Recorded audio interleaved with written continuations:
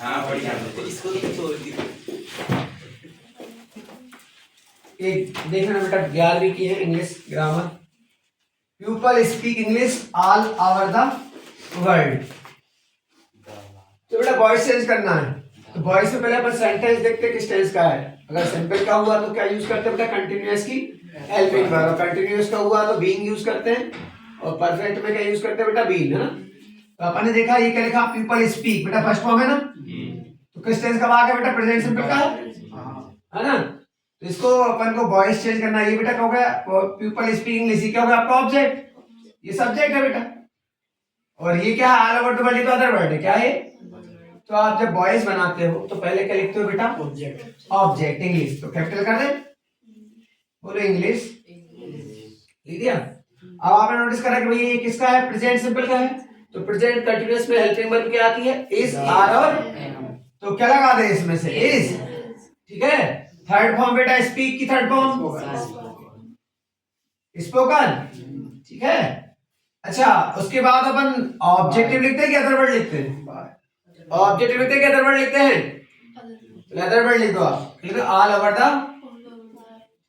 The world, और उसके बाद बाय लिख के बेटा क्या लिख दो, ठीक है, कोई डाउट तो नहीं।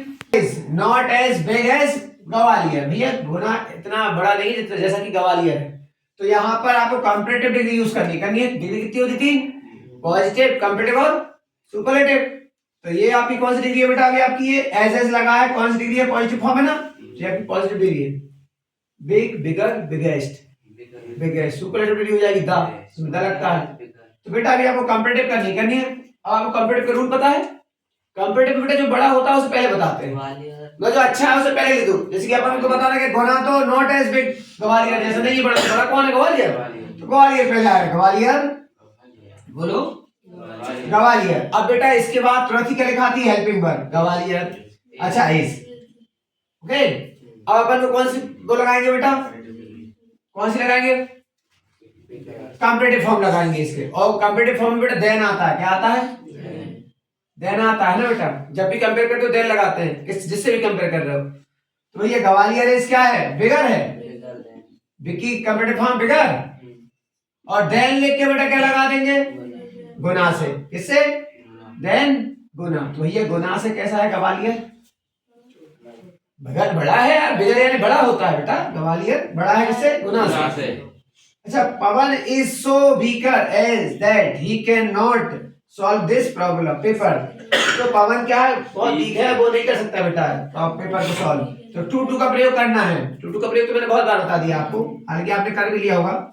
तो इसमें पवन का, पवन बेटा इसका, सो की जगह लगाते हैं टू, और दैट की जगह लगाते हैं टू, तो सो वीक ये गया टू वीक, बोलो टू वीक। तो पवन कैसा है बेटा, so weak, okay, too weak हो जाएगा, सो वीक का हो जाएगा। अब दूसरे वाक्य को क्या करेंगे, ये दैट वाले वाक्य में टू लगा देंगे, और आपको पता होना चाहिए टू वाला जो वाक्य होता है वो सारा सब्जेक्ट और ये कैन नॉट, मैन नॉट सब हटा देता है। तो भैया पवन इज टू वीक है क्या करने के लिए, to this solve this paper, to solve this, इस पेपर को सॉल्व करने के लिए बहुत ही क्या है, वीक है, मतलब नहीं कर सकता, कहने का मतलब वही है। ये भाग नेगेटिव है, बट ओके तू यहाँ पर negative as a negative role कर रहा है, ठीक है बेटा, वो नहीं कर सकता, मतलब यहाँ बता रहा है, मतलब पेपर के करने के लिए वो क्या नहीं है, कमजोर है, मतलब वो नहीं कर सकता। अच्छा, आपको if you take a taxi, यदि आप टैक्सी लोगे तो you will catch the train, आप ट्रेन को पकड़ लोगे। आपको यहाँ यूज करना है किसका बेटा, अनलेस, अनलेस का लिखा नहीं, अनलेस का यूज करना है, अनलेस मींस क्या होता है, यदि नहीं। चलो अनलेस का यूज करते हैं, जहां इफ मान ले देंगे, पहला अक्षर कैपिटल बनाना, अनलेस, यदि नहीं, यू मतलब आप, टेक मतलब लोगे, एक टैक्सी। अब आप बताओ, अभी आपने यदि यहाँ यदि लोगे तो आप मिस क्या करोगे, कैच कर लोगे ट्रेन को। अगर आप नहीं लोगे, अनलेस मतलब यदि नहीं लोगे आप टैक्सी, तो क्या करोगे, यू विल नॉट, क्या लगाना पड़ेगा इसके बाद, नहीं कैच करोगे आपने, यहाँ यदि नहीं बोल दिए ना, यदि नहीं लोगे टैक्सी तो क्या हो जाएगा, आप ट्रेन को नहीं कैच करोगे, तो आपको नॉट लगाना पड़ेगा इसमें। इसमें लगाना नो सूनर देन, बेटा नो सूनर देन का यूज बहुत आसान है, as soon as no sooner लगता है, कई कई बार ये नहीं रहता तो बाकी पहले लगा दिया करो। आपने क्या लिखा, एस में से लिख दिया 9 सुनर, 9 लिख दिया 9 सुनर, और देन से अपन दूसरा भाग जोड़ते हैं। तो बेटा 9 सुनर, 9 सुनर के बाद तुरंत ही हेल्पिंग वर्ड लिखाती है बेटा, क्या लिखाती है? और हेल्पिंग वर्ड डू डज और डिड लिखाती है, क्या लिखाती है? डू डज और डिड। तो अभी फिलहाल आपका देखो, आप इस बार भाग लगाया अपन ने 9 सुनर, तो यहाँ देखो आपने राइसेस लिखा है, उदय होना। तो आपको बेटा ये सेकंड फॉर्म है कि फर्स्ट फॉर्म है कि एसीएस लगा है? एसीएस लगा हुआ तो क्या आएगा बेटा? डज आएगा, क्या आएगा? और तुम कहोगे बेटा अगर सेकंड फॉर्म होता यहाँ तो यहाँ डिड आता, फर्स्ट फॉर्म होता तो यहाँ डू आता। ओके, ये तुरंत ही लगाना पड़ता है।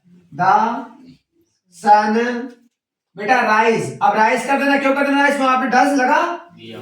ओके, हेल्पिंग वर्ड लगाने के बाद आप फर्स्ट फॉर्म कर देना राइज, और बेटा दूसरे भाग को देन जोड़ दो, then he gets up, he gets up, ये ही छोटा कर देना बेटा ना।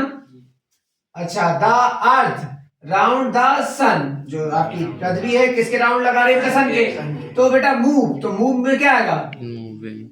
तो मूव की कौन सी फॉर्म आई? करेक्ट फॉर्म बननी है इसको, मूव की क्या आएगी? इसमें क्या आएगी? मूव या मूविंग या मूव्स?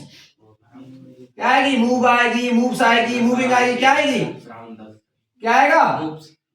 मूव्स क्यों आएगा भाई? सब्जेक्ट क्या है? सिंगुलर है, सब सब्जेक्ट सिंगुलर होता है, लगता है वर्ब में ऐसे सकता है बेटा ना। क्या आ गया यहाँ पर? मूव्स आ गया बेटा, क्या आएगा? शुरू कर दो।